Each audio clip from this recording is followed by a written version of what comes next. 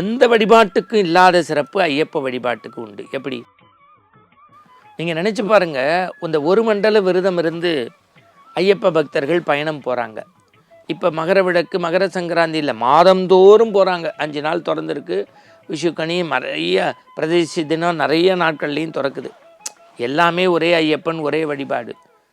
அவங்க எரிமேலி சாஸ்தாவை வணங்கிட்டு பயணம் தொடங்குறாங்க பாருங்க. அப்போ அங்கே என்ன தெரியுமா, வாப்பர் இருப்பாங்க. அந்த வாபரை தொழுது அங்கே சாம்பிராணி போட்டு தான் பயணம் புறப்பாடு.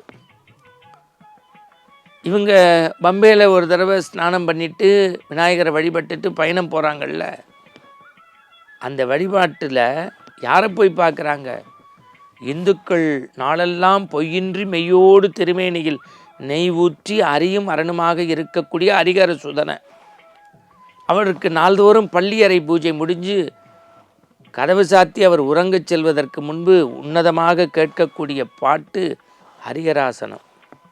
அந்த பாடலை பாடியது இயேசுதாஸ்.